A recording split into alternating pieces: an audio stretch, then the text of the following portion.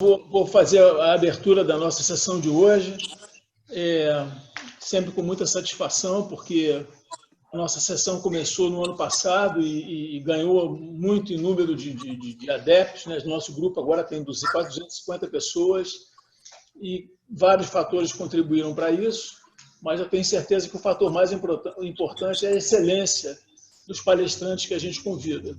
Então, para manter isso, para manter o nosso nível científico no mais alto nível, está aqui hoje o professor Paulo Augusto de Arruda Melo, titular da Escola Paulista de Medicina da Unifesp, que vai abordar esse tema aí de super importância prática, né?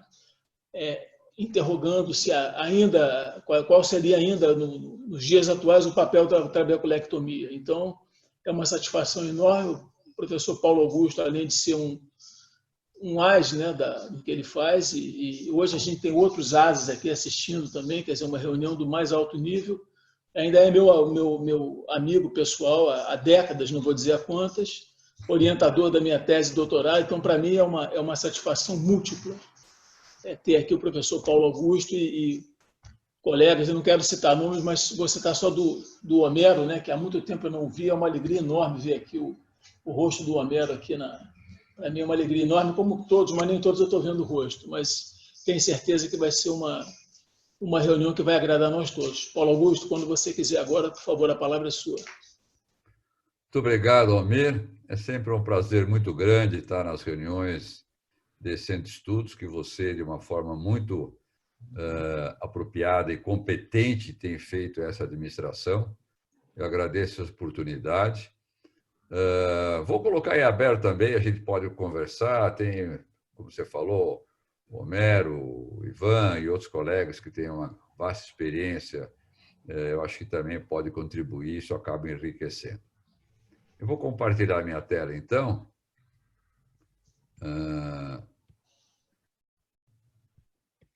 Então, modo apresentação. Deu certo aí? Deu. Tá. Muito bom. Então, nós vamos começar a comentar sobre essa cirurgia, se ainda ela é uma cirurgia apropriada com todo esse desenvolvimento que nós passamos agora nos últimos anos na oftalmologia. Esse é o meu conflito de interesse, que não tem nada a ver com essa palestra, e eu quero fazer algumas questões para a gente ver qual é a resposta da plateia. Então, por exemplo, eu queria saber da plateia quantos têm experiência com MIGS. Aliás, essas são perguntas confidenciais, nunca sai o nome de ninguém, mas é interessante a gente poder saber a experiência pessoal dos colegas, quantos já têm experiência com MIGS. Acho que o Bernardo pode colocar a votação. Tem que colocar o slide dele, né, Bernardo? Está ouvindo? Bernardo? Almir? Vocês estão me ouvindo?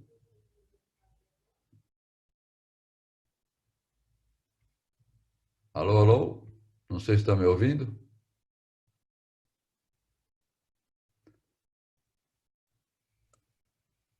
Estão ouvindo ou não? Eu estou te ouvindo, não estou entendendo. Eu estou te ouvindo. Então, o Bernardo que precisava entrar nesse momento com a votação.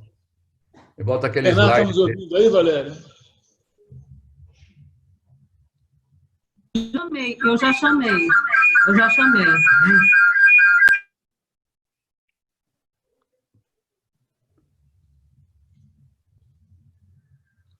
Ele tem que ficar em stand-by, porque vai ter vários momentos em que tem algumas questões para fazer a votação, para a gente saber. Isso era o combinado, pelo menos.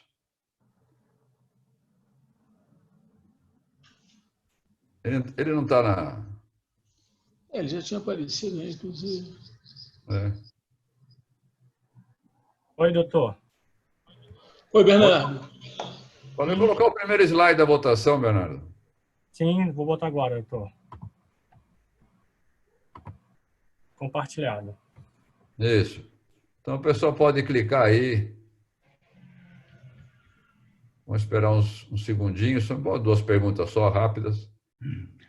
Mantendo o sigilo da identificação, não é isso, Paulo? Completamente. Importante o pessoal ficar à vontade. É. Vamos ver o resultado, Bernardo?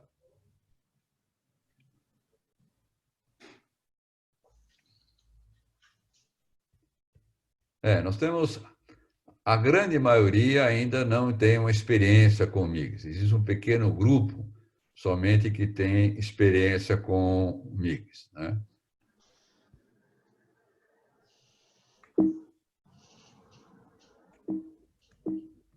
Agora está travado o meu slide aqui que não anda. Vamos lá, é isso. Bom, nós temos melhorado muito o controle clínico do glaucoma, algumas novas drogas estão chegando, algumas possibilidades desse controle clínico, mas o que acontece é que nós temos ainda muitos casos em que as drogas são impotentes para reduzir a pressão intraocular e falta de fidelidade dos pacientes também acontece em muitos casos, dando a progressão do dano glaucomatoso. Existe uma série de intercorrências cirúrgicas que pode acontecer, algumas evitáveis e algumas acontecem, quer o cirurgião queira, quer o cirurgião não queira.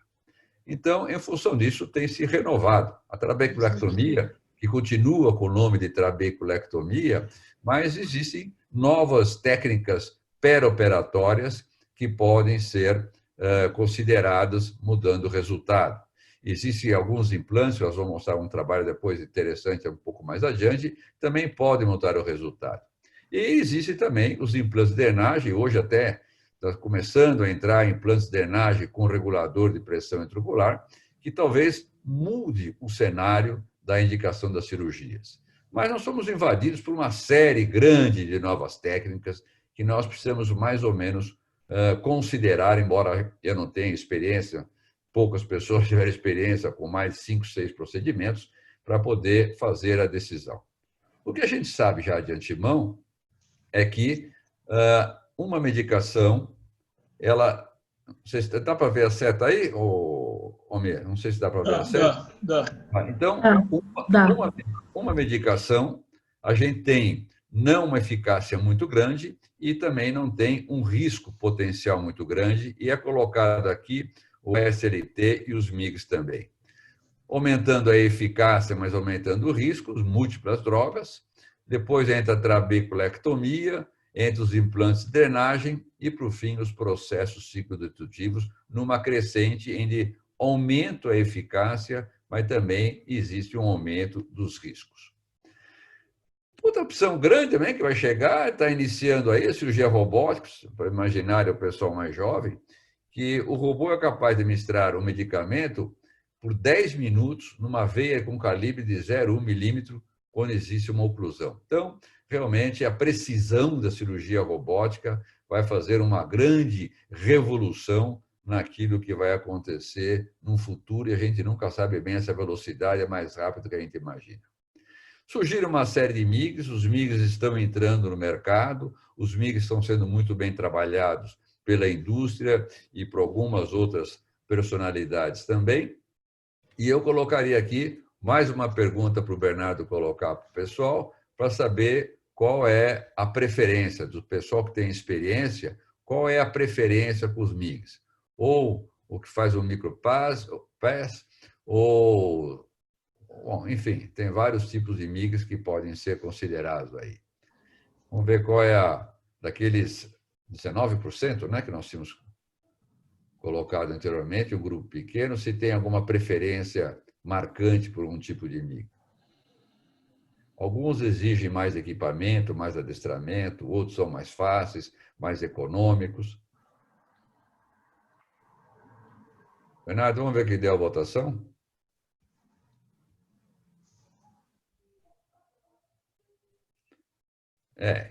Existem, você vê, foi o primeiro stand a ser colocado entre nós, foi a stand do MicroPass lá, e o Kahoot também começa a ter uma penetração, a gente assiste frequentemente colegas comentando sobre o Kahoot também, é um procedimento mais econômico. Bom, então, como é que funcionam os MIGs? Nós temos o caminho via bypass, pela drenagem por vias convencionais, através do trabeculado, né? É uma drenagem pela via convencional. Nós temos MIGs que têm uma drenagem subconjuntival, promovem mais subconjuntival, e os MIGs que trazem uma drenagem supracoroideia. Nos MIGs que vão pelas vias trabeculares, a Stend, o IDS, o Carruc, o GAT, são aqueles que muito empregados durante as cirurgias combinadas, porque o olho está aberto e existe a possibilidade de colocar um dispositivo que vai aumentar a drenagem. Sobre a drenagem subconjuntival, AB interno é a colocação do Shen. O Shen é colocado de dentro do olho para o espaço subconjuntival. E colocação AB externo, colocando já debaixo da conjuntiva, nós não temos aqui no Brasil, aliás, nem o Shen ainda está no Brasil, foi aprovado, mas a indústria resolveu não colocá-lo. Nós temos o enfoque e o Ocflow. E para a drenagem subcoroideia, tem o Einstein Supra e tem o laser pulsátil também. É meio discutível, né, saber se isso é MIG, não é MIG, até que ponto é uma pequena invasão, não é, até que ponto tem complicações, mas pela via de drenagem supracoroideia é a Einstein Supra e o laser pulso. Os procedimentos via drenagem bypass, via trabecular, eles dependem da pressão episcleral e reduzem menos a pressão intraocular. Enquanto que os procedimentos para drenagem subconjuntival têm uma maior redução da pressão intraocular, mas necessita da ampolha fistulante, que seria a grande desejo nosso, não temos a presença dessa ampola, principalmente em pacientes que vão ter mais uma sobrevida de 20, 30 anos, a gente não gostaria de ter essas ampolas. E por isso é apaixonado quando fala na possibilidade de um dispositivo bypass. Mas precisamos analisar ainda com um pouco de cuidado. E o procedimento supracoroidal proporciona maior redução da pressão intraocular quando comparados com as outras alternativas, aqueles que reduz mais o valor da pressão intraocular, mas tem uma agressividade maior.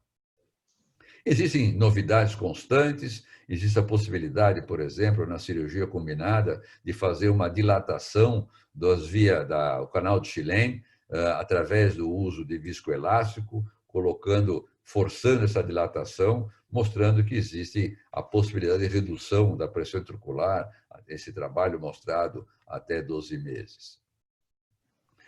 Nesse artigo interessante,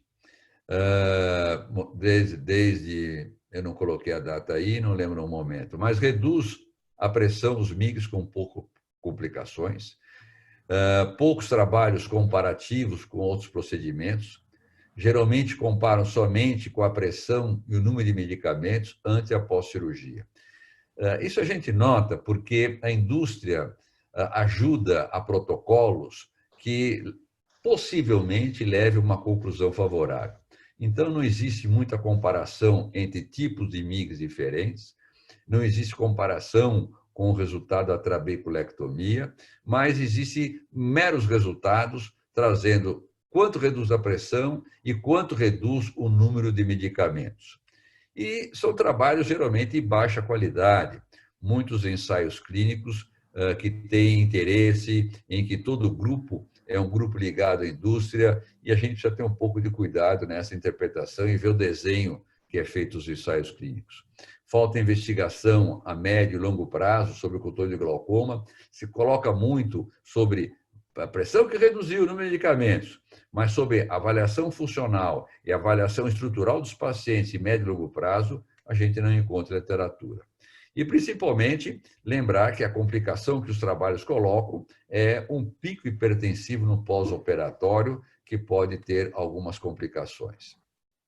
Esse pico hipertensivo, ele acontece nos vários tipos de MIGs, não é apanágio de um tipo de MIG. Isso acontece com a Stend, isso acontece com o Shen, quer dizer, tanto um bypass, que estimula a drenagem pelas vias convencionais, como também um subconjuntival, pode ter um pico hipertensivo. E é interessante esse trabalho colocado no Ophthalmology, que é recente agora, de 2020, mostrando que a capacidade de, analisando todos os MIGs em si, colocando todos os MIGs, é de aproximadamente 20%.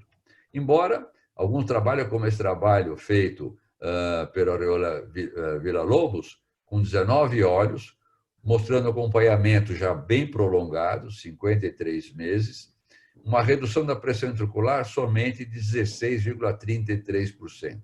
Então, eram olhos que tinham uma pressão de 19,42 e passaram para 16,26.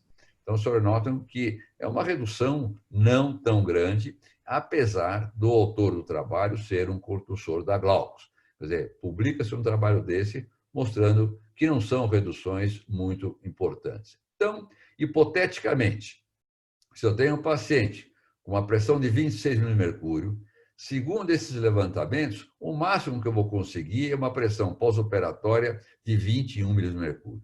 E a gente precisa considerar, será que essa é a pressão-alvo, a pressão desejada? Será que realmente o MIG satisfaz? O paciente vai poder ficar com 21 pela vida toda? Então, isso precisa ser muito bem considerado. Existe uma curva de aprendizados, treinar a agonoscopia antes de estar debaixo do microscópio, a posição da cabeça do paciente é muito importante. Então, a curva de aprendizado é uma curva relativamente grande e que pode ter algumas consequências, como ifemas muito intenso.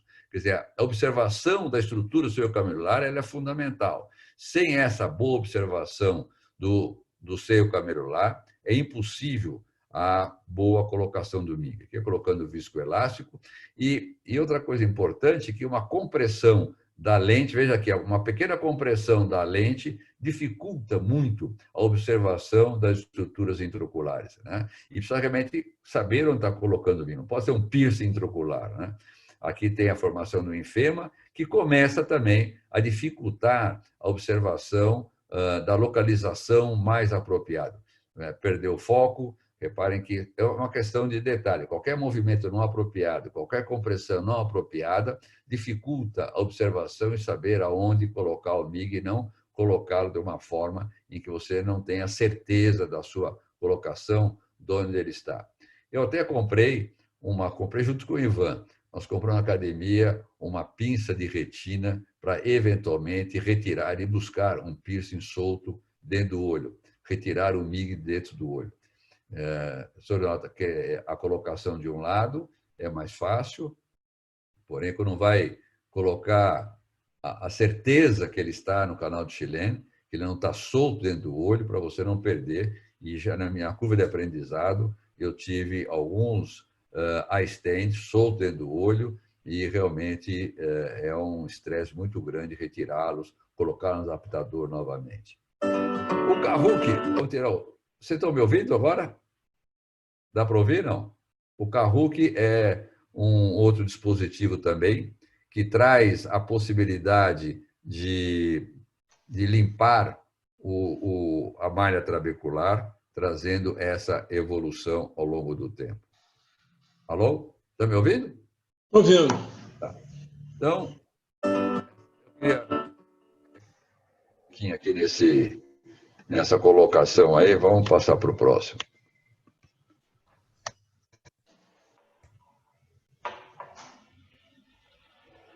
Então, a indicação, isso é um modificado da média agora em 2000, para um glaucoma controlado, um glaucoma inicial, moderado, em que vai se fazer uma cirurgia de catarata, a indicação possível de um stent, de um Kahuki, de um GAT. Lembrando todas aquelas considerações. Precisa saber se essa pressão, essa capacidade de reduzir de 15% a 20% é suficiente para o controle do paciente. Agora, num glaucoma controlado, em que é inicial ou moderado, mas o motivo da cirurgia é o glaucoma, o paciente que não consegue usar droga, algum motivo qualquer, aí a indicação é para uma trabeculectomia. Num glaucoma não controlado, em que a pressão desejada é até 15 mm de mercúrio, então é um glaucoma não muito avançado, e o motivo principal da cirurgia do glaucoma pode-se pensar numa drenagem subconjuntival. O Shen, por exemplo, que tem mais trabalhos publicados, o Einstein de Supra, traz pressões reduzidas aproximadamente iguais à trabeculectomia. Agora, num glaucoma não controlado, onde a pressão é desejada menor que 12 milímetros de mercúrio, sem estabilidade, e o motivo principal da cirurgia é o glaucoma, aí a indicação é da trabeculectomia. Os MIGs também têm uma série de complicações importantes, uma série de intercorrências que não podem ser desprezadas. Então, outro aspecto importante é a facomulsificação. Será que a gente faz uma facomulsificação isolada em portadores de glaucoma? E aí entra a dúvida em capacidade de reduzir a pressão e por quanto tempo essa pressão é reduzida. Será que isso controla realmente o glaucoma primário do ângulo aberto? E lembrar que precisa ser a médio e a longo prazo. Esse é um trabalho que foi uma meta-análise que foi feita por alguns pesquisadores e teve uma importância muito grande, mas os senhores notam aqui que em 36 meses a redução foi somente de 9% em relação à pressão inicial. E, além de tudo, em 36 meses, reduziu o uso de medicamento 0,16. Quer dizer, será que isso tem importância clínica? Reduzir o número de colírios 0,6, isso tem importância clínica? Então, isso é uma coisa muito interessante. Esse é o trabalho também, e um pessoal realmente muito importante, tentando avaliar a relação da vasectomia, mas notem que esse trabalho é um trabalho grande. Esse trabalho não foi feito conoscopia previamente. Esses pacientes não foram submetidos à conoscopia. Então, será que era um glaucoma de ângulo aberto em realidade? Ou aí tem outros tipos de glaucoma colocados juntos aí? Outro aspecto desse trabalho interessante é que estudaram pressões mínimas até 18 milímetros de mercúrio. E os casos que precisam de pressões de 15? Será que isso reduz também? Qual o resultado que tem? Um outro aspecto interessante é que eram feitos em relação a uma medida no pré-operatório. Mas é importante conhecer a média, como é que essa pressão se comporta esse paciente. Uma medida eu posso realmente pegar numa caída, no momento oportuno em que a pressão está mais reduzida. Mas é interessante saber como é que se comporta em relação à média das pressões intraoculares. E aquela observação, quer dizer, significativo, P, tá bom, mas isso tem relevância clínica? Será que esse é uma medida apropriada na realidade? E a conclusão do trabalho é que reduz e que é feito ótimo em 36 meses. Mas essas críticas têm que ser muito bem analisadas, não ler somente o título do trabalho e a conclusão. É importante ler o texto do trabalho. Então, isso aqui a gente vai conversar com o Homero fatalmente. A facomulsificação isolada em portadores de glaucoma primário de ângulo aberto, quando um glaucoma inicial moderado, fácil, a gente pode pensar somente na faco ou na faco mix, talvez eliminando o uso do colírio desse paciente.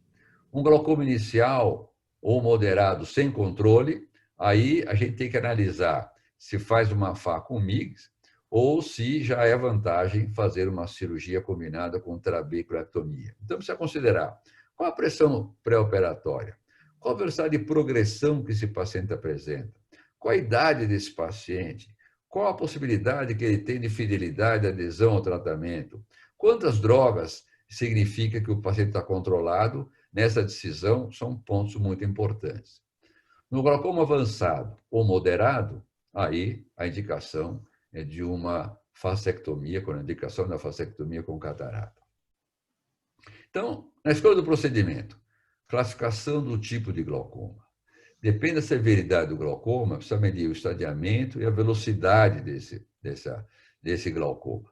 Depende do valor inicial da pressão intraocular. Depende da tolerabilidade ao medicamento, a qualidade de vida, se realmente tem uma boa fidelidade ao tratamento. Aí precisa analisar custos, que alguns procedimentos podem tornar o custo mais elevado, e se já tem alguma cirurgia realizada, se vai fazer concomitante ou não. Vai fazer a catarata? Ah, bom, então a gente tem uma outra visão daquilo que acontece. É importante analisar a possibilidade de acompanhamento do paciente. É importante analisar a velocidade de restabelecimento da pressão desejada. Como é que vai se comportar até a pressão ficar estável? A etnia, a raça, a idade do paciente, o estado cristalino do paciente, cataratas prematuras, por exemplo. e outras comorbidades, pacientes que fazem uso de anticoagulante, diabético, ou comorbidades até oculares, a miopia, cicatriz da conjuntiva, cirurgias prévias também. Então, antes de tudo, fundamental conhecer a causa do processo hipertensivo, e a agonoscopia é o exame fundamental. Nós estamos muito felizes com o entusiasmo pela agonoscopia por causa da cirurgia. Talvez a agonoscopia seja um exame mais feito agora do que era no passado, e isso é um ponto muito importante. Aliás, aqui cabe uma crítica, né? Os procedimentos no qual o médico tem que fazer é menos indicado naqueles procedimentos em que um técnico faz o procedimento. A trabeculectomia era realizada há 52 anos, muitas alterações, mas ainda debaixo do mesmo nome. Até o momento, é o procedimento mais eficiente para reduzir a pressão intraocular, e eu costumo dizer que é uma cirurgia de detalhes. Fazer uma trabeculectomia não é operar um olho, não é fazer um buraquinho no olho. Operar glaucoma não é criar somente um buraquinho. Existe uma série de regras muito importantes para evitar as complicações. A trabeculectomia tem diminuído a sua indicação nos Estados Unidos. O senhor nota aqui em verde, existente aqui, é trabeculectomia sem cirurgia prévia, e ela teve uma redução muito grande. Enquanto que a trabeculectomia, onde já tem um trauma, cirurgia prévia, mais ou menos se mantém desde 94 até 2012. E essa redução aqui se deve a outros procedimentos que foram iniciados, mas é importante essa análise, saber qual grupo que está sendo analisado, porque isso acontece até em algumas cirurgias. Você tem muitos procedimentos feitos por poucas pessoas. Então, se uma dessas pessoas não faz mais o procedimento, por qualquer razão, o número cai violentamente. Não é que muita gente mais não faz, é que o número cai porque poucas pessoas faziam e uma dessas pessoas, por algum motivo qualquer, resolveu não operar mais. Então, a análise dessa descendência é muito importante, mas é importante salientar que existe uma redução do número de cirurgias. Ainda, a trabeculectomia é o padrão ouro, se compara com os procedimentos, requer um mínimo de equipamentos, apresenta baixo custo e é um procedimento fácil, tem uma curva de aprendizado não muito longa. Aliás, sobre aprendizado, eu achei muito interessante esse trabalho, lá do grupo do Murphy, em que a maçã verde talvez sirva para o treino dos residentes. Então, a modo de conseguir uma espessura constante do retalho durante a sua confecção e o modo de fazer até a sutura, uma lâmina crescente fazer o retalho, a maçã talvez seja uma de ajuda muito grande para nós. Então, para a trabeculectomia também, a seleção de casos, saber se é um glaucoma secundário, estado da conjuntiva, enfim, são detalhes em que ela bem indicada é um ponto muito importante. Esse trabalho, um trabalho recente, uma revisão da Cochrane, mostrando que ainda as modificações, algumas, como, por exemplo, o uso dispositivo, Express, até o Logen, membrana meniótica, ainda falta alguns conhecimentos apropriados para avaliar sua eficácia. Trabalhos isolados, nem sempre bem desenhados, mas quando a Cochrane, esse grupo da Cochrane fez essa revisão, mostrando que ainda existem dúvidas sobre a indicação da Logen, membrana meniótica, enfim, de alguns outros estudos que podem colocar.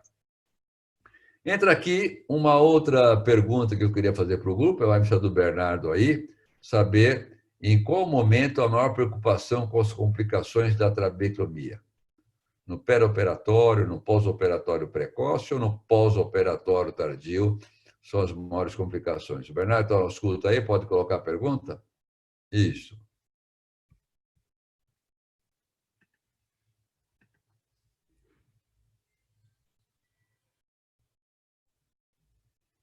Acho que já dá para a gente...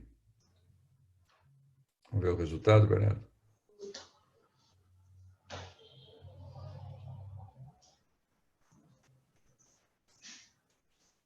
No pós-operatório precoce.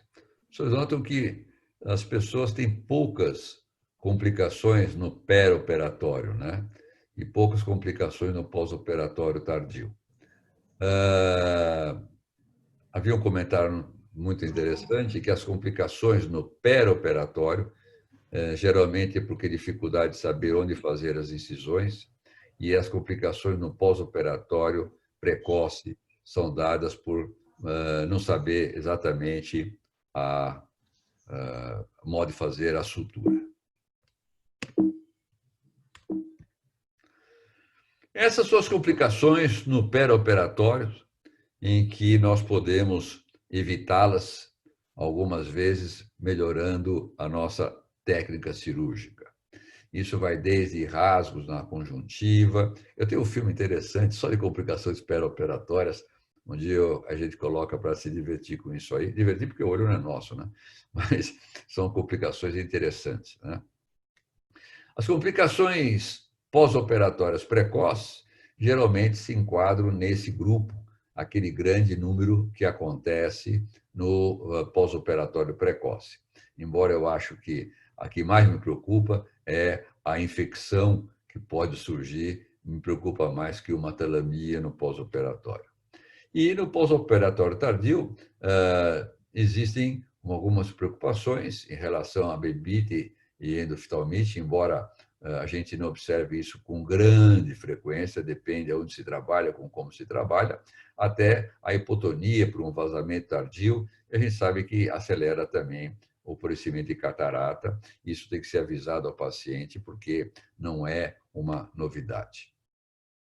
Se eu imaginar, entrei no PubMed em março, tinham 11.000 trabalhos sobre complicações da cirurgia de glaucoma e propondo realmente soluções. O uso da mitomicina já existe há 32 anos, mas pode trazer alguns efeitos não desejados, algumas complicações, e realmente precisa ter muito bem considerada isso. Se fala muito sobre a concentração da mitomicina, tempo da mitomicina. Nós fizemos um trabalho logo no começo do mitomicina, demonstrando que a liberação da conjuntiva varia muito com o que a gente usa, o tipo de esponja que usa. Quando nós começamos dentro da universidade, por questões econômicas, a gente usava um pequeno algodão embebido em mitomicina e nós comparamos o algodão com mitomicina, colocado sobre um papel filtro e vendo quanto liberava, e vendo vários tipos de esponja, cada tipo desse tem uma liberação, e é muito importante que o cirurgião desenvolva essa sua noção. Usa sempre a mesma concentração, varia de tempo. Isso são pontos muito importantes a serem considerados para evitar essas complicações. Eu costumo dizer que o pré-operatório já é muito importante. Analisar as condições sistêmicas é muito importante no pré-operatório. Por exemplo, hipertensão arterial, diabetes, o uso de anticoagulantes e até algumas doenças obstrutivas pulmonares, pacientes que tossem, pacientes que têm obstrução. Isso pode ter uma consequência dano, um grande descolamento coroidal pode surgir nesses pacientes.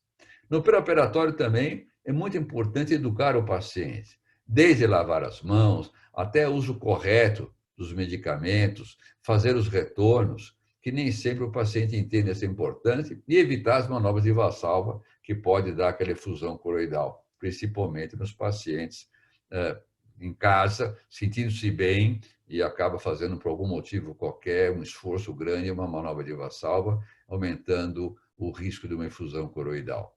E cuidado com acidentes, né? Que pode se envolver em acidentes por uma visão um pouco diminuída no perioperatório precoce. Muito importante conhecimento da anatomia cirúrgica, saber onde realmente posicionar a trabeculectomia. Na fixação, eu acho isso um ponto importante. Aliás, eu tenho com o Maurício Lapauleira uma história muito interessante. O Maurício Lapauleira, um dia dando uma aula, fez um comentário porque eu falando há muito tempo atrás, que quando você chega atrasado no hospital, não tem lugar para parar o seu carro, o elevador está quebrado, tem que subir de escada, chegou atrasado, perdeu a sala, colocaram na outra sala. Só outra sala, o microscópio não é tão bom, o banquinho balança, tem tudo para a cirurgia dar errado. E o Maurício Pauleira, então, falou que quando chegar atrasado no hospital, volta para casa que a cirurgia vai ser complicada, usando o que eu tinha colocado. Mas, na realidade, a apresentação do campo cirúrgico ela é muito importante. Assim, eu prefiro usar um fio 7 zeros, às vezes não tem que usar um fio 6 zeros. Lembrando que precisa fazer um movimento rotatório com o porta-agulha, tentando atingir metade da espessura da córnea. Eu faço aqui 2 pegadas com muita frequência, porque eu não quero ter aquela surpresa de perder esse posicionamento do globo ocular durante a cirurgia. Essa é a minha opção. A manipulação de cada uma das estruturas ela é muito importante, né? Então, a passada do fio aqui é um fio 6 zeros, seda 6 zeros, são 2 pegadas. O posicionamento é muito importante e eu começo já fazendo a liberação justa límbica. Eu não gosto daquela franja, eu acho que aquilo dá um processo cicatricial. Alguns colegas gostam dessa franja, eu prefiro não fazer. E são movimentos delicados. Eu não quero traumatizar a conjuntiva. Note agora que eu estou com o colibri na mão esquerda, virei o colibri e dessa forma tem uma pegada melhor, onde provavelmente eu vou não dilacerar a conjuntiva, tendo uma sapata maior. Existem algumas pinças especiais, só serrilhada, sem ponta, que também pode auxiliar nesse momento, mas eu prefiro trabalhar. Eu gosto de usar a pinça de Mominy, o colibri, e tem a ponta igual a um colibri, e dessa forma vou dissecando a conjuntiva e vou progredindo com a trabeculectomia. Vou criar, então, um bolsão apropriado para a colocação da mitomicina. Esse espaço do conjuntival que eu preciso criar para poder fazer a colocação da mitomicina. Os iniciantes, cuidado com o reto superior, hein? Então, aqui criando a bolsa, aqui eu troco de mão, uso a mão esquerda agora, para criar esse posicionamento. A colocação da mitomicina, esse instrumental que eu uso para colocar a mitomicina, depois eu não uso mais em outros tempos cirúrgicos. Esse material ele é colocado lateralmente, separado, a instrumentadora não passa para mim mais esse material. O número de esponja depende do tamanho da esponja, mas é muito importante contar, se vai colocar 2, 3, 4, contar as esponjas. Nós já assistimos alguns não, já assistimos na Escola Paulista de Medicina um caso estranho, que na realidade não havia sido retirado uma das esponjas do espaço do conjuntival. Então, é importante contar essas esponjas. E procuro proteger o lábio da ferida para que a mitomicina não fique muito presente ali. Então, durante o tempo que eu espero, nesse caso, eu poderia esperar 4 minutos, conjuntiva espessa, eu seco a região límbica, porque lá eu quero cicatrização. Aqui estou fazendo incisões laterais, são incisões que a sua profundidade ajudam a manter todo o retalho escleral devidamente uniforme, e me dá um nível do retalho escleral, a espessura que eu vou fazer esse retalho escleral superficial, e cruzar bem no canto, porque quando cruza bem no canto fica mais fácil levantar depois esse retalho superficial.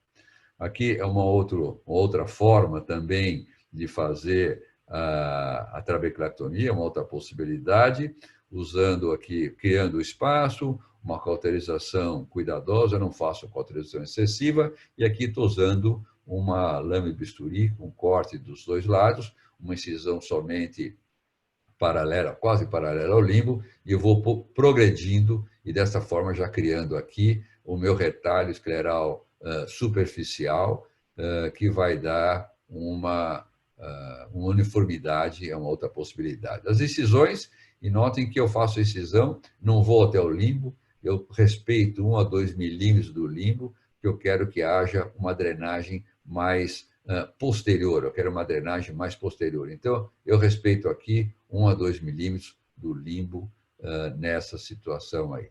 E é feito de um lado, e é feito do outro lado, e assim eu tenho já o retalho escleral mantido e feito. É uma outra possibilidade também de se fazer esse retalho escleral uniforme, realmente a metade da espessura da córnea. Lembrando que a cauterização eu faço cuidadosa, E lembrando aqueles olhos que têm uma grande hemorragia, em que eu não desejo essas hemorragias no pós-operatório, esse sangue ajuda a fazer a cicatrização, eu não desejo. Lembrando que o uso com um cotonete com a adrenalina umedecida a 1/10 ajuda muito. Nota que tem um sangramento, principalmente pela borda da incisão, e esse sangramento, quando eu faço compressão com a adrenalina diluída, eu posso ter realmente uma vasoconstrição e, nessa altura, eu evito uma cauterização excessiva e tenho condição de trabalhar adequadamente sem aquela sangramento e precisar de grande. Aqui, uso, como eu abri 1 ou 2 milímetros do limbo, eu preciso continuar esticando um pouco mais, continuar progredindo o retalho sem atingir os lábios da ferida da esclerotomia superficial e abrindo a câmara anterior, respeitando também, não progredindo até a região que eu fiz o retalho, a borda do retalho escleral superficial. E a pegada do punch, às vezes uma pegada, às vezes 2 pegadas, depende de ter certeza que eu atingi a região desejada e tirei realmente o trabeculado. É muito agradável quando você olha a pegada do punch e você vê que realmente pegou o retalho escleral e pegou o trabeculado, né? Outra coisa que tem é a cauterização. Quando você levanta o retalho escleral, às vezes tem um sangramento. Eu gosto de usar o cautério coaxial, acho que traumatiza muito menos, e com cautério coaxial eu posso fazer a hemostasia com baixa energia e, dessa forma, progredir no próximo momento sem maiores complicações. E aqui, então, é esse momento.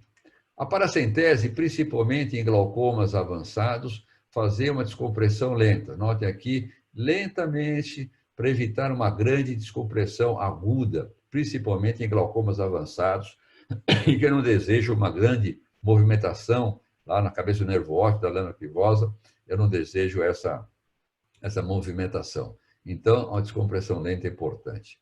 Aqui é um caso de um olho de alto míope, em que existe o receio de uma hipotensão muito grande. Isso acontece em olhos vitrectomizados, pode ter. Então, existem 2 suturas prévias já colocadas aí, antes de fazer a abertura do globo ocular, antes da paracentese e antes da abertura do globo ocular.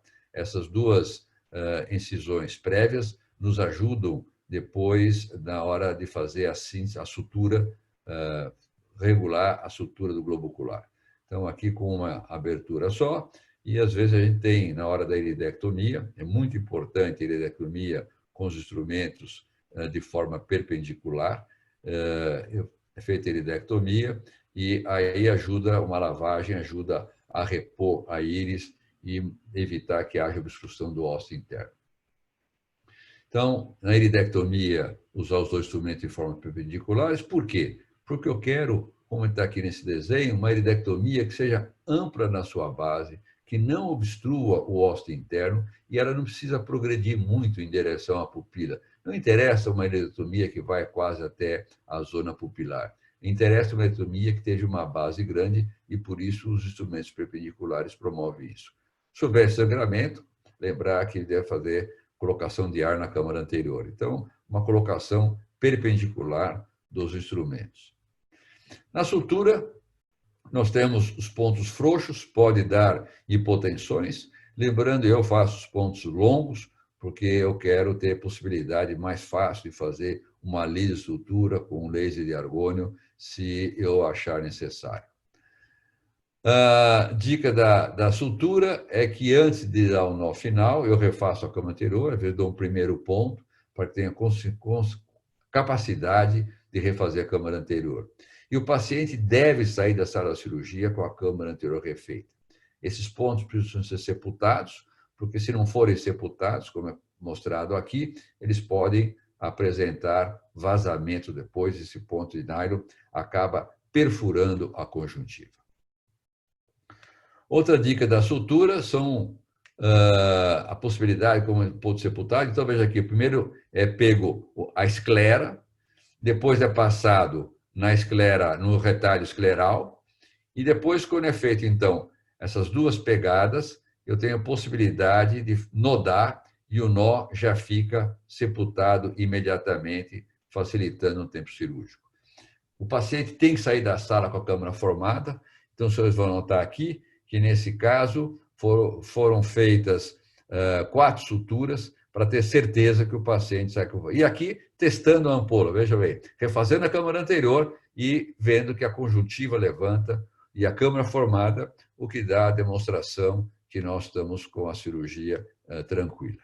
Quando eu tenho uma conjuntiva muito fina, pessoas muito idosas, eu uso 2 pontos laterais com Polivicryl 80 para distender a conjuntiva e depois eu faço a cirurgia em U com o fio mononylon 10-0 sepultando os pontos. Lembrar que o pós-operatório é importantíssimo. As condutas no pós-operatório podem determinar o sucesso.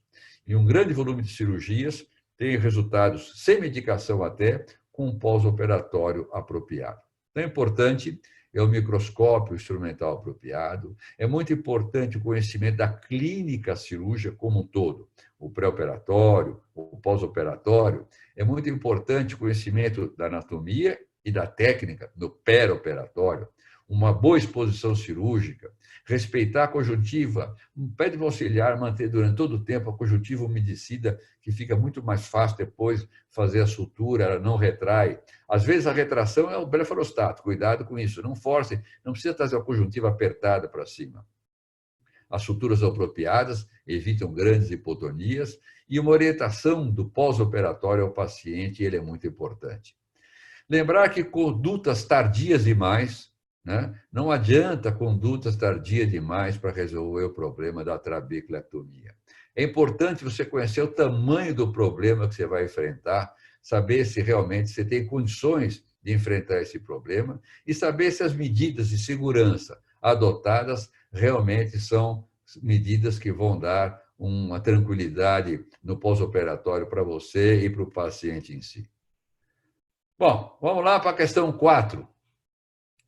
Paciente com glaucoma primário de ângulo aberto avançado. Uma pressão-alvo menor ou igual a 2 mm de mercúrio sem possibilidade de controle clínico. Qual o procedimento de escolha inicial mais empregado?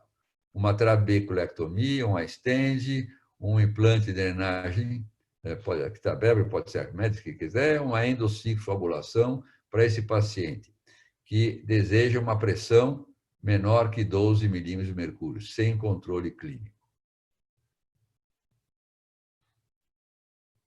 Pode voltar.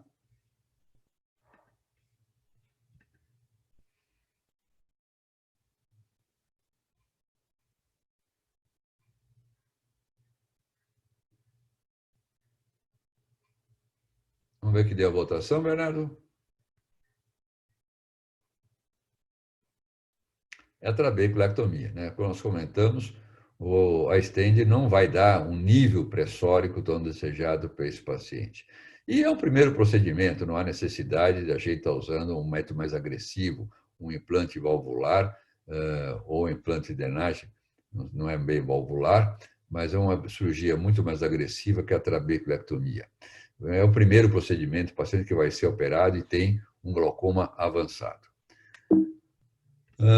A próxima pergunta é um paciente com 70 anos, portador de catarata, com queixa e baixa visão, apresenta glaucoma primário de ângulo aberto inicial, controlável com uma droga, porém tem má fidelidade ao tratamento. Qual pode ser uma boa conduta? Trabeculectomia, fasectomia associada a implante de drenagem, uma válvula Arquimedes, ou uma fasectomia associada a MIGS? Vamos ver a votação, Bernardo.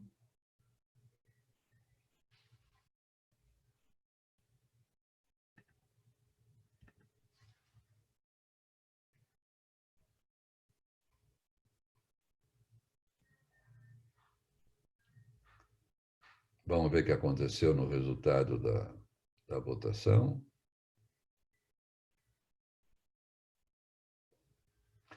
Aqui já começa a ter a possibilidade do uso MIGS. Por que não só fazer a fasectomia? Porque é um paciente que ele tem uma má fidelidade ao tratamento. Então, depois, se a gente precisar de uma droga, quer dizer, não vai ser fácil só fazer a vasectomia com bons resultados. A gente não conhece os resultados a médio e longo prazo. Então, esse paciente, na realidade, é uma possibilidade para o uso de MIGS, não é uma coisa condenável. Não precisa de trabeculectomia, ele tem uma baixa visão, precisa de uma vasectomia em realidade, e não há necessidade do uso de um implante de drenagem muito mais agressivo, que é a válvula de Armet. Pergunta número 6, na trabeculectomia com iridectomia. Deve ser feita a iridectomia na trabeculectomia, com instrumento em forma perpendicular, 90 graus, com instrumento em forma paralela, 180 graus, ansa-paracentese, e só deve ser feito em pseudofásicos. Vamos colocar a votação, Bernardo.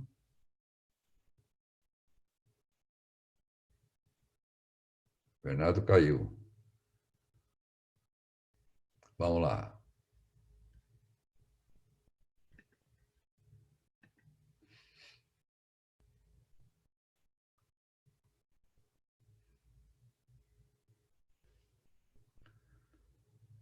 Vamos colocar o resultado. Isso, tem que ser de forma perpendicular para que ela tenha realmente uma base maior.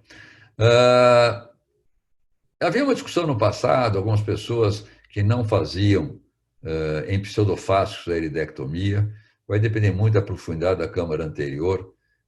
A minha opção é fazer iridectomia também nesses pacientes. Muito bom, agradeço muito. Eu acho que a gente pode fazer uma discussão aí. O Almir coordena, levanta a nossa bola aí. Paulo Augusto, como sempre, apresentação espetacular. Muito obrigado.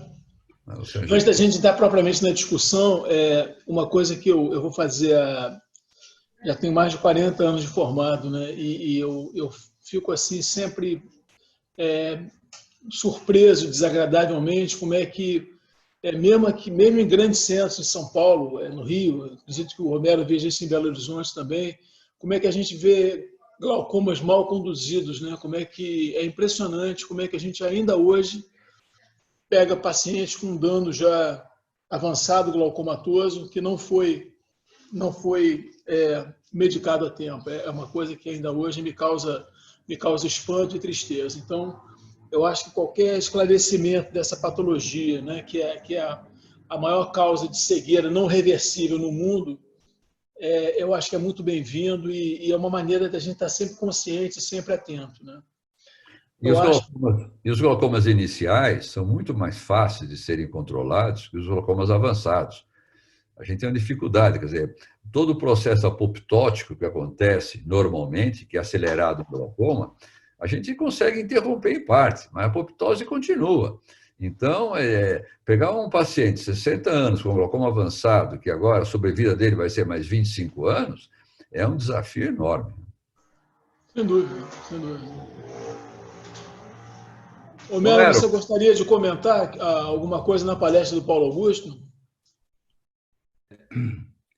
Bom, é desnecessário dizer que foi uma excelente palestra do Paulo, sem nenhum favor.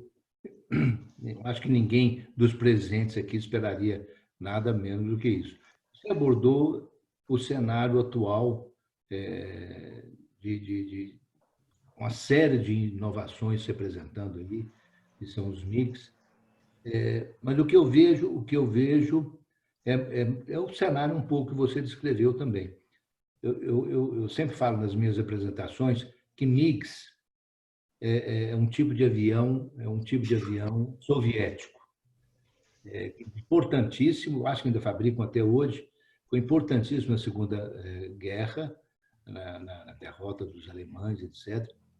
E eu falo que MIGs, eu transporto, então, esse cenário de aviação e de invasores, vamos dizer assim, com devido respeito, logicamente, isso aí é uma brincadeira, mas eu vejo que esses aviões estão aí sobrevoando sem ainda estabelecer um território realmente consistente. A gente vê alguns desses MiGs voando e com aterrissagem forçada, outros sendo abatidos em pleno voo, mas isso é uma brincadeira, mas e alguns que dependem do piloto também. Às vezes o avião sobrevive ou tem bom desempenho com os pilotos. Mas o que eu vejo é o que o Paulo Augusto apresentou. A trabeculectomia ainda tem definitivamente, né, Paulo, uma presença importante no tratamento cirúrgico dos glaucomas. Agora, e a gente fica na torcida, eu acredito que todos nós, né, Almir, Paulo, que um desses MiGs realmente sobreviva a essa revoada, vamos dizer assim, e se instalando como alternativa, às vezes intermediária, ou às vezes até ocupando o lugar da trabeculectomia, por que não? Ela não é definitiva. Ela está longe de ser, né, Paulo Augusto, uma solução definitiva, porque ainda tem seus percalços, efeitos colaterais, complicações ainda importantes, e se surgir alguma dessas técnicas menos invasivas, que tenha bons resultados, é tudo que nós queremos. A possibilidade de não ter aquela ampola fistulante ali e tal, isso animou muito. Quando eu comecei a fazer o treinamento, no começo eu estava muito apaixonado. Puxa vida, tal. Mas a coisa não é bem assim. Precisa um pouco de cuidado, um pouco de critério na análise. Existe uma pressão muito grande da indústria em relação a isso, uma propaganda muito grande. Existem alguns colegas que acreditam e têm mostrado bons resultados, mas existe também um problema econômico aí por parte de alguns que têm o interesse de mostrar que ele é o primeiro a fazer, que eu sou o único que faço na cidade, algumas coisas assim, por questões econômicas que são realmente complicadas. Então, precisa ter muito bom critério na análise dessas novas inovações. Não pode ficar cego às inovações, né? A gente tem que olhar com muito interesse, mas precisa tomar um pouco de cuidado na análise crítica dos trabalhos. Assim. Não podemos ficar cegos, nem nós e nem os pacientes, né, Paulo Augusto? Perfeito, perfeito.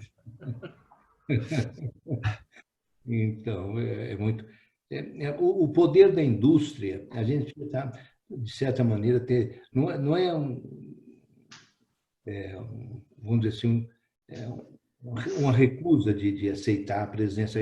A indústria é fundamental. Hoje em dia, os avanços acontecem realmente na iniciativa privada, nas indústrias, nas firmas de instrumentos, etc. Mas a gente tem que ter a precaução necessária para, mesmo que não sejam não intencionais, mas vieses acontecem, para a gente não embarcar, às vezes, num voo. Né? A gente nota o seguinte, medicamentos, tudo que é doença crônica, que não tem cura, surgem muitos medicamentos. Né? Você pega alergia ocular, olho seco, glaucoma, porque cria uma carteira de usuários muito interessante. Algumas outras áreas têm muita dificuldade. Eu brinco, é jocoso, hein? De repente eu vou apanhar de alguém aí. Mas o último avanço do estrabismo foi tesoura sem ponta, né? Que foi a última. A dificuldade é muito grande, porque o investimento é pequeno. Né? Lente intraocular, cada meia hora surge uma lente de desenho novo, tal, porque o insumo da cirurgia é muito grande. Então, tem um retorno muito importante. Então, isso é uma coisa que acontece. Agora, os protocolos são desenhados de forma que contemplam um resultado esperado. Já participamos na Escola Paulista de alguns protocolos, nós discutimos, foi a mudança. Não, a alteração não pode ser feita, porque a gente sabia que com essa alteração se abria algumas outras portas que não interessam o resultado final. Então, esse precisa um cuidado muito grande na análise dos resultados em si. Mas o mundo, antigamente, a idade média era 47 anos, passou a 74, muito pela ajuda farmacêutica. Graças a Deus, no nosso caso, né? Sem dúvida. Quem passou de 70 até dura mais. Ele também imaginou se nós estivéssemos nos tempos que a idade média estivesse em 45, a gente, de repente, não estava dando essa bela palestra que você deu, na verdade. Isso é tudo brincadeira, gente, só para mim. Paulo Augusto, queria te fazer uma pergunta. Aquele paciente que você sente que não está respondendo à medicação, mas que você não quer indicar logo a trabeculectomia, qual é a alternativa mais viável que pode, não digo impedir a trabeculectomia, mas adiar a trabeculectomia? A trabeculoplastia laser está hoje ocupando um espaço grande no nosso cenário. Principalmente depois chegou a trabeculoplastia seletiva, porque a mira é muito maior, a execução é mais fácil, pode ser repetida e tal. Mas ela vai dar uma redução pressórica não muito grande. Então, depende da pressão desejada do paciente. Se eu, com 3 drogas, não consigo resolver o controle do glaucoma, a trabeculoplastia seletiva também não vai ser a melhor solução. Mas alguns colegas apaixonados, né, a gente assiste frequentemente, alguns colegas dizendo, se eu tivesse que usar colírio para glaucoma, eu preferia fazer uma trabeculoplastia seletiva, né, de usar colírio todo dia e tal. Depende dos efeitos colaterais que acontecem, né? Depende daquilo que acontece. Mas o grande problema é o seguinte, se é um glaucoma avançado e eu não consigo controle clínico, é uma trabeculectomia. Perfeito. Ivan, quer comentar alguma coisa, Ivan?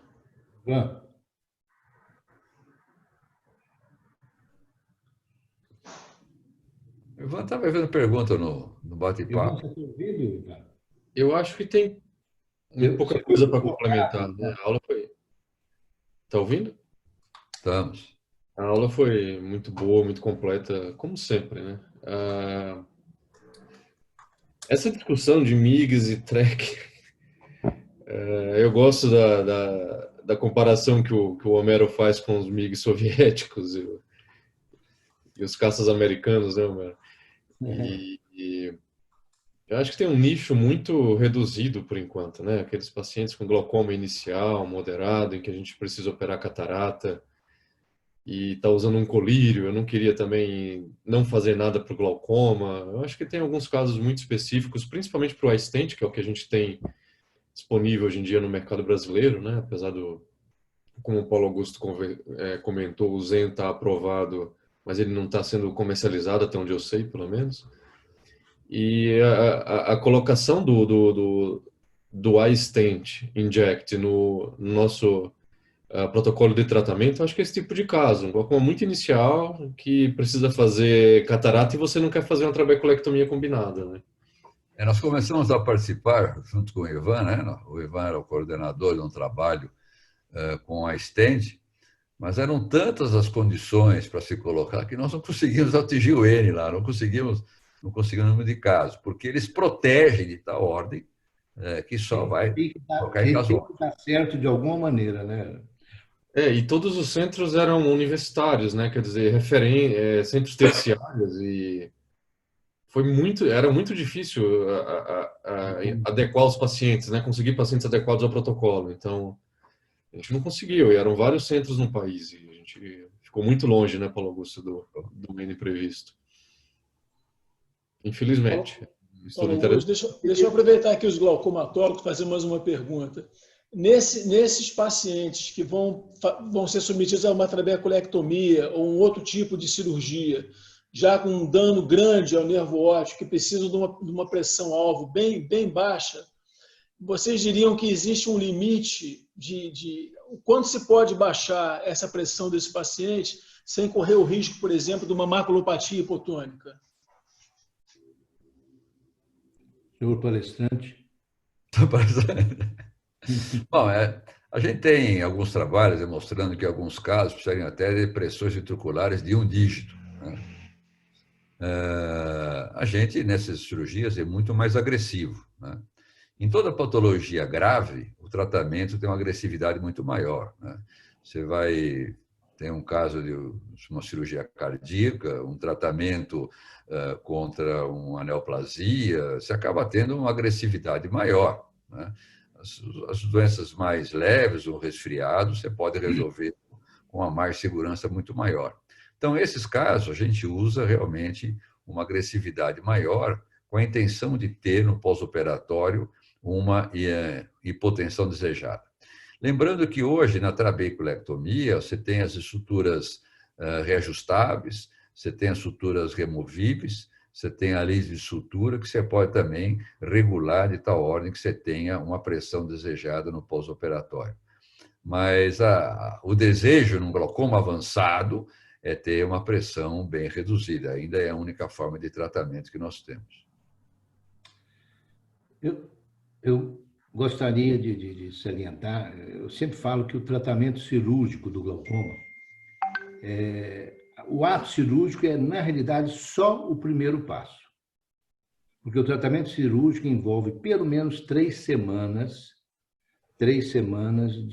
de acompanhamento e de zelo com o paciente que foi operado com trabeculectomia. Vão envolver massagens, eventualmente, de acordo, não vou entrar em detalhes, vão envolver lise de sutura ou remoção de suturas removíveis, tudo isso para contornar aquela tendência enorme de cicatrização que o organismo tem. Quer dizer, o organismo, quando vê aquela fístula, aquele canal que não lhe pertence, ele está com todas, estabelece todas as forças, vamos dizer assim, no sentido de fechar aquele canal. E nós temos que controlar essa situação. Então, eu acho que eu sempre explico para o paciente, pacientes de fora que nós temos, todos nós temos, que ele tem que ficar meio, pelo menos, disponível, não todo o tempo, mas com algumas visitas ao longo dessas 3 a 4 semanas. Se essa vigilância não for estabelecida, o índice de sucesso nosso declina enormemente. Só aproveitando, Almir, sobre o problema da hipotonia, eu tenho vários e vários pacientes com pressão 20-20, glaucomas avançados, logicamente, pressão de 2, 3, 4 milímetros de mercúrio. Aí eu acho que eu saí. Vocês estão me ouvindo, não? Estou te ouvindo. Sim, mas você ficou branco. Pois é a ausência de sol nessa pandemia. Mas então, eu acho importantíssimo isso. E não ter medo, às vezes, se o o paciente é idoso, se não é automíope, né? Não são jovens. A hipotonia, a maculopatia hipotônica é relativamente rara. Ela acontece muito em olhos míopes, em olhos já afásticos, em olhos de pacientes jovens com rigidez escleral menor. Então, a hipotonia por si só não é um número, é uma condição que sem dúvida está relacionada com a pressão, mas existe uma leniência com certos olhos que resistem muito bem. Aí, eu acho que todos nós temos pressões de 2 que a gente assusta, pergunta para o paciente, e aí? Ele fala, está ótimo, doutor. Quem sou eu para desagradar meus pacientes? Homero, eu ia comentar justamente isso, né? Essas pressões baixas a gente geralmente só consegue com trabeculectomia. Né? É difícil uma pressão abaixo de 12, 10 com um tubo. Né? E vários pacientes, principalmente os de mais idade, né? Os pacientes mais idosos com glaucoma avançado, em que a gente luta por uma pressão de 1 dígito, como o Paulo Augusto falou, eu tenho também alguns pacientes com pressão 6, 5 e que vão muito bem. Eu fico muito mais preocupado do que eles. Eles estão lá 20/20, a mácula boa ao OCT, eu faço tomografia de mácula de todos esses pacientes e a mácula perfeita, a visão 20/20, como você falou, e todo mundo feliz, né? É assim que tem que ser, né? Muito bom. Mais alguém quer fazer alguma pergunta? Eu não sei se o pessoal que está assistindo tem algum mecanismo, Almir, de perguntas. Vocês podem ligar, não é? O vídeo, né? O áudio, né, Paulo Augusto? Pode entrar no bate-papo, né? Pode entrar no bate-papo. O pessoal está com fome, amigo. Deve ser. Preparando para sexta-feira, porque parece que no Rio está tudo liberado, né, na sexta-feira. Eu estou pensando em passar fim de semana no Rio, amigo. Lá para o Rio, né? Em Belo Horizonte está tudo bloqueado. E aí o negócio está acontecendo. Eu tô com muita inveja. Oi, boa Não é noite. bem assim, não. A Ju está aqui me pirulitando, quer fazer uma pergunta. Oi, tudo Oba, bem? oba, oba! Tudo bem, doutor? Tudo Que bem. bonita aí, nossa. Eu queria saber a experiência de vocês com agulhamento. Quanto tempo depois vocês fazem? Se usa assim fluoracil, amitomicina? Quanto tempo esperam? Eu gosto do agulhamento por vários aspectos. Não só um processo cicatricial da ampola, tentando perder a ampola, mas também aquelas ampolas que tem aquele anel de cicatrização, em que você tem uma ampola muito elevada, a conjuntiva sofrendo, também você tem condições de ampliar essa ampola e, dessa forma, preservar mais a conjuntiva. Eu faço sempre com uso de mitomicina, faço a mitomicina antes, aguardo, para depois fazer agulhamento. Em algumas condições, até eu tento, se eu percebo que com o agulhamento eu não tenho a volta dessa ampola, não tenho uma ampola crescendo, não tenho a conjuntiva que se distancia da episclera com o aumento da esclera, com o aumento do humor aquoso, até pode soltar algum ponto, tentar fazer uma pequena revisão desse retalho superficial. Não tenho experiência disso com ampolas de muito tempo.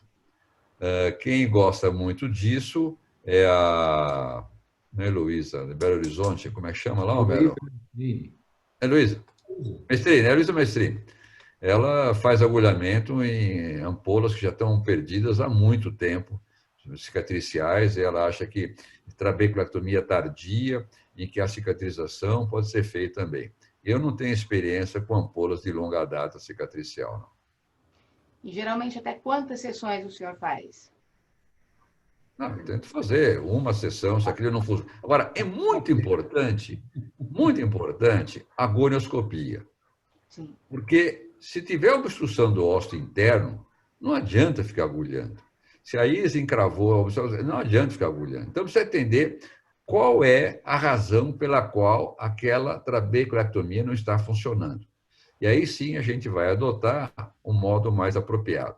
Se é só conjuntiva, aí o agulhamento cabe. Obrigada. Obrigada. Paulo, Parabéns pelo evento. Almir, Sérgio Fernandes. Oi, Serginho. Alguma pergunta? Algum comentário? Bom, o Sérgio é o cara que mais faz pergunta, hein? Vê lá aquele que ele inventou lá, o consultório dia a dia. Pô, o Sérgio é o rei da pergunta. Descolamento de retina na trabeculectomia.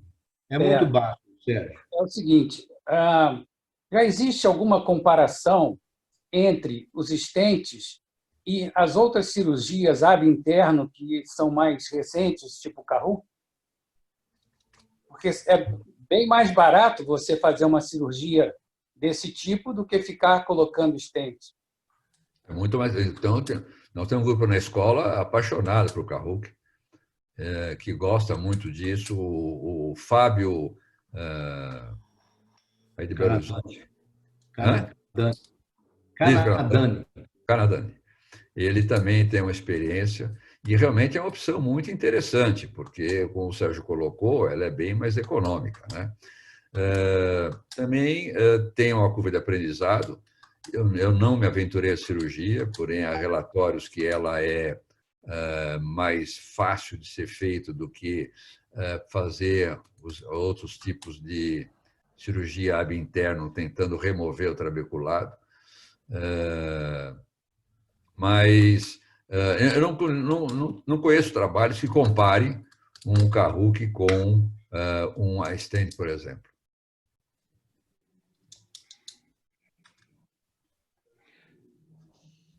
Eu acho... Tem poucos trabalhos comparando com o Carruc, realmente, até onde eu... Tem poucos trabalhos, ainda tem pouca publicação de Carruc. É, isso mesmo. É engraçado, a gente está visitando o que a gente já viu. A gente fica realmente... Mas dizem que o sucesso ou o insucesso está nos detalhes, né? É tudo uma trabeculotomia. Ela partiu de ab externo para ab interno. Mas todas essas cirurgias são abrindo o trabeculado, né? É uma trabeculectomia, aliás, quase que isso, né, Paulo Augusto? Sei lá. Mas todas mais ou menos visando, né? Vamos ver que, às vezes, com detalhe. O Carruc relata ou afirma que se extrai todo o trabeculado, seria a verdadeira trabeculectomia ab interno. Existe o trabectome, que faz uma diatermia desse mesmo trabeculado, não deixa de ser uma trabeculectomia ab interno. E tem o nosso, aquele do fiozinho de... Prolene? Oi?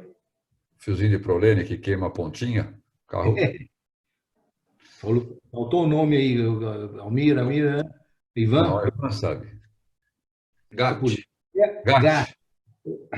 Que é charmosésimo. É uma cirurgia que eu acho, eu fiz pouco, eu tô pouco realmente, eu estou ainda na bateria antiaérea, eu ainda não estou pilotando nenhum MiGs, não. Mas já visitei algum dos MiGs e um Elgat, eu acho ele charmoso porque ele é bacana, é charmoso. Nós estamos tentando. Comentando um pouquinho sobre agulhamento, eu resisti o tempo todo e eu acho que funciona. Mas eu acho muito feio, muito pouco. Eu acho ele sem controle, tem hemorragia, tem hipotensão depois, e depois você fica à mercê do incerto.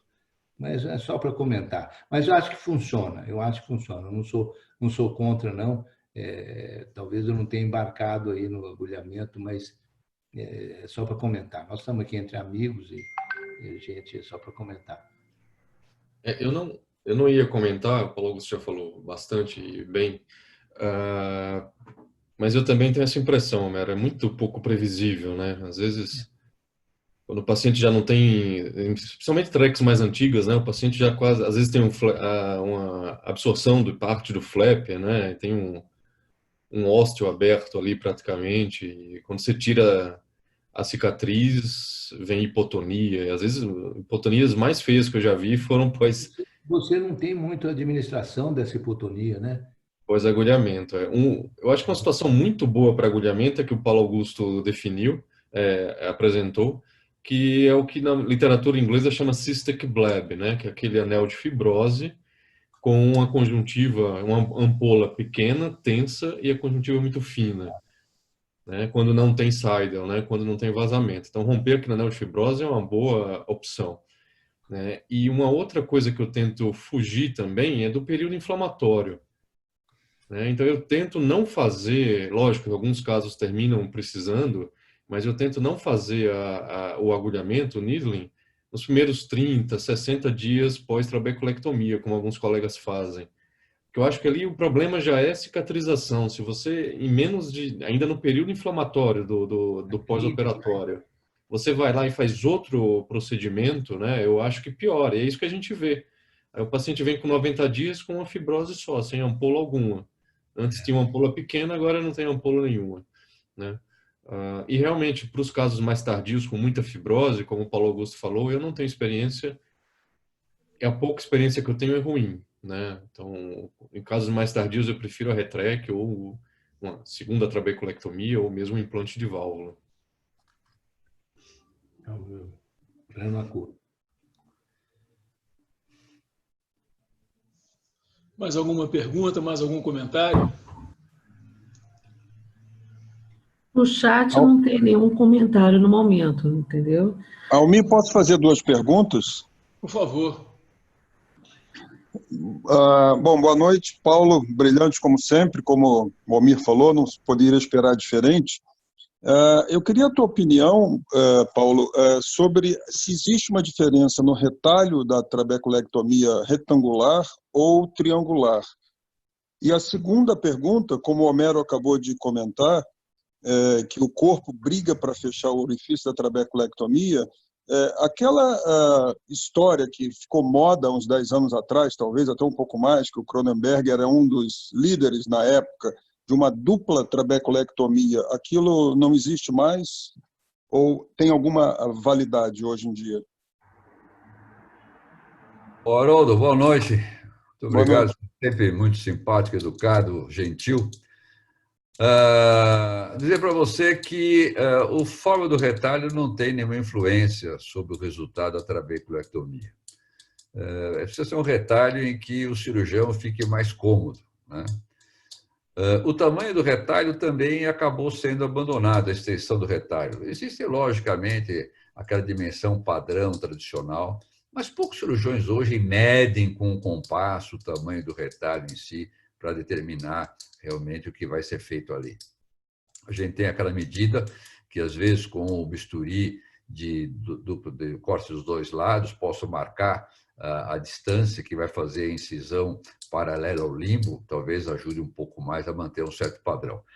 Aliás, a cirurgia é muito importante manter um padrão, né? Que você desenvolva esse padrão e tenta analisar os seus resultados. Eu sempre comento com todos os residentes que devem gravar a cirurgia, assistir depois, você vai ver quantos movimentos sem necessidade, alguns erros que justificam depois o resultado inesperado no pós-operatório. Então, a forma de retalho não tem grande importância. Aquele trabalho era colocado a dupla trabeculectomia para glaucoma neovascular. Mas, depois daquele trabalho, eu não tenho visto o Cronenberg mais comentar sobre isso e nem assisti outras publicações reforçando aquele resultado. O glaucoma neovascular, para mim, é o pior tipo do glaucoma para a gente tratar. É um glaucoma muito complicado, hoje melhor do que no passado, mas a dupla trabeculectomia não tenho visto, não está em moda mais. Ok, obrigado, Paulo. Um abraço. Eu gostaria já que nós estamos aqui, para comentar um pouquinho, eu acho que o racional da dupla trabeculectomia não me convence. Quem fecha um, fecha dois, fecha três. Eu acho que a situação é a mesma, não vejo porquê. Né? Se tivesse uma situação diferente, uma segunda trabeculectomia, mesmo que seja no mesmo tempo, mas com alguma coisa diferente, se é a mesma coisa, eu acho que apenas está fazendo fila para fechamento. Eu não vejo assim maiores vantagens. A forma do trabalho, só para não deixar o Paulo ficar à vontade, eu acho que uma forma arredondada do flap é mais harmônico com as linhas arredondadas do olho, viu, Paulo? Os resultados mostram que é verdade. Não é isso. Eu aprendi isso com o Paulo Galvão. Eu aprendi essa excisão meio elipsóide que eu faço, e ele fala assim, porque não existe linha reta no olho, Homero. Aí ele me convenceu. E combina com a nossa barriga também.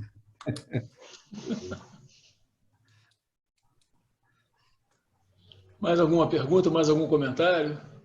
Almir, vou fazer uma outra pergunta. Por favor.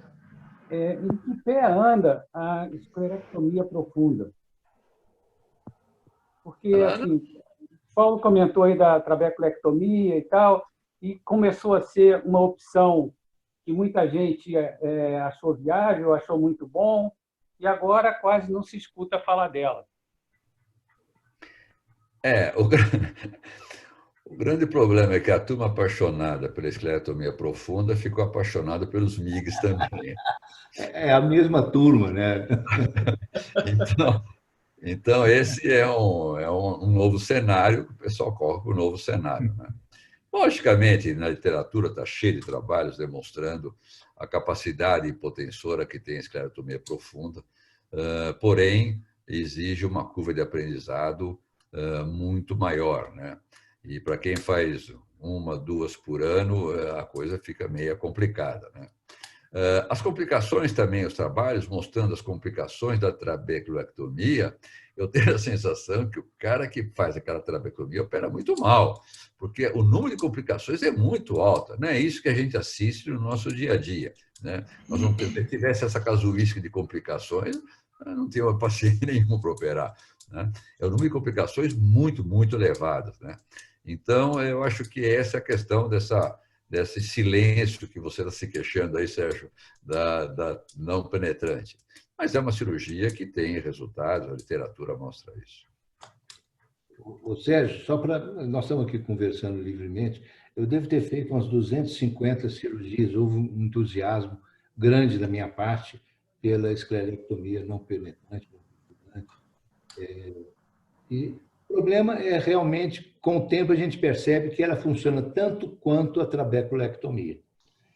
E tem uma curva de aprendizado muito mais complicadinha, mais difícil, para se obter basicamente o mesmo resultado. E tem um detalhe que incomodava um pouco, eu fiz isso e depois ainda faço, mas raramente, hoje praticamente abandonei, é que muitas vezes a manutenção ali seria da superfície interna do trabeculado, que seria aquela parte mais interna do trabeculado, ela às vezes precisa ser tratada com IAG para abrir, para facilitar o funcionamento. Isso, quer dizer, isso é complicar uma situação que eu acho, em resumo, uma trabeculectomia bem feita, em que se respeita a reposição da conjuntiva, a colocação do flap, etc., etc., ela funciona tão bem quanto uma não penetrante. Talvez até melhor. É a minha opinião. Eu também não tive uma experiência muito, muito boa, não. Tive alguns casos que eu precisei converter, fazer a trabeculectomia, e tive casos até de ir encarcerada ali no ósseo, onde seria o local, né? Aí eles encarceravam ali. Não é feita a epidectomia. Qualquer vazamentozinho, você tem a íris ali obstruindo. Eu brinco com os alunos do 4º ano que a íris é o epíplon do olho, né? Ela tampa o buraco, ela vai lá, ela caminha, ela é muito levinha, ela caminha com o caudal. Se o caudal for maior para lá, ela vai entupir aquele treco lá. O epíplon pode ser bem-vindo, a íris nunca é bem-vinda, né?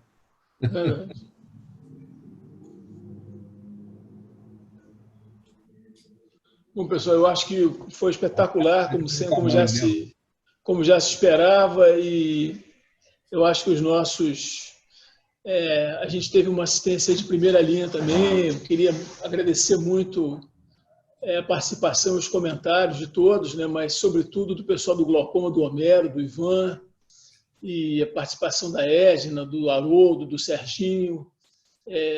A gente teve um palestrante de alto nível, mas teve também uma plateia de um nível excelente. Então, isso só pode dar bom resultado, né?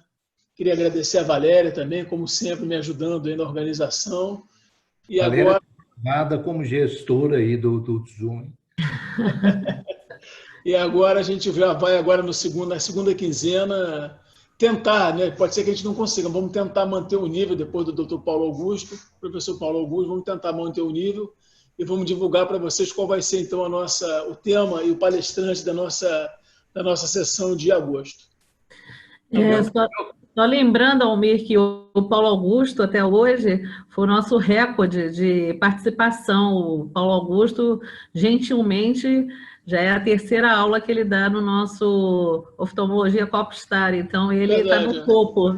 Está em outro patamar, já alcançou o máximo de aulas até hoje, como palestrante. É só agradecer sempre, agradecer. É sempre um prazer muito grande. Eu me considero um cara apaixonado pelo Rio de Janeiro e estar com essa plateia, estar com esse pessoal do Rio é sempre uma alegria muito grande. Eu quero agradecer o convite do Almir, agradecer a Valéria, até o Bernardo, né, que conseguiu colocar umas perguntas para nós lá, deu um ensaio, foi uma colaboração muito grande. Eu que agradeço a oportunidade e mando um beijo carinhoso para todo mundo. Obrigado, Paulo Augusto. Homero. Não, agradecer... viu, Almir, e o pessoal aí da organização de vocês, e falar realmente como é bom assistir palestra do Paulo Augusto. Ele é excelente. Não vou comentar o tom de locutor que ele tem, mas eu quero comentar o conteúdo que ele tem. Ele é líder. Homero é muito amigo. sem nenhum favor, e todos É sabem. verdade, é verdade. Uma excelente palestra, num tema para mostrar que, né, que uma cirurgia que é cinquentenária está aí ainda. Isso é uma homenagem ao pessoal de mais idade. Isso aí mostra que idade não é. É verdade. Muito bem, pessoal. Muito obrigado, hein? Obrigado. Nos vemos em agosto. Um abraço. Obrigado. Abração. Obrigado.